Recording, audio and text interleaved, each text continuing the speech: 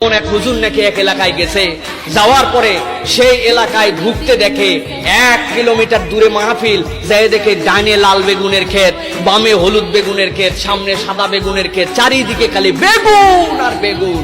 উনি চিন্তা করছে আজকে তো কপাল খারাপ আছে, এই এলাকায় যে তরকারি দিবে সবই তো বেগুনের তরকারি হবে মনে হয়। উনি ওয়াজে উঠে প্রথমেই ওয়াজ করছে, বাবা ফিকহ হাদিস বলে 40 পৃষ্ঠার তলে জাহান্নামে যাওয়ার পরে সব মানুষকে বেগুনের তরকারি খাওয়ানো হবে। দিন পর্যন্ত বাপরে বাপ, এত বড় আল্লাহ মাতুদ্দার হারাইছে, বেগুনের তরকারি খাওয়ানো জাহান্নামে হবে, তার মানে তো বেগুনের তরকারি খাওয়াই যাবে না। ওনারা তো বোঝে নাই। আল্লাহ রহমতে মাহফিল শেষ, এরপরে বক্তা যখন নাকি খেতে বসছে, খেতে বসার পরে খাবার আসে না। জিজ্ঞাসা করছে, বাবা এটা তো অনেক দুঃখের সফরে আসেই আমি তো কথাবার্তা বলছি, তাড়াতাড়ি খাবার দাও। হুজুর কি বলবো আর, দুঃখের কথা, আমরা তো জানতাম না যে বেগুন খাওয়া এত বড় অপরাধ, কিন্তু আপনি আসার পরে যে ওয়াজ করছেন বেগুনের বিরুদ্ধে।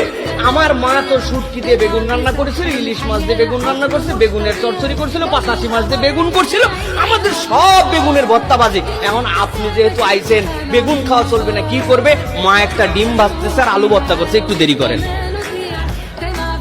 চিন্তা করছে, হাই হাই, আমার ফেভারিট সব খাওয়া, পাতাশি মাছ, শুটকি মাছ, ইলিশ মাছ, সব বেগুন দিয়ে আমার খাওয়া নষ্ট হবে। সাথে সাথে বলছে, বাবা তোমরা তো জানো না, মাসলার কিতাব বলে 40 পৃষ্ঠার তলে যদি কোনো তরকারি না থাকে তখন বেগুন খাওয়া চলে।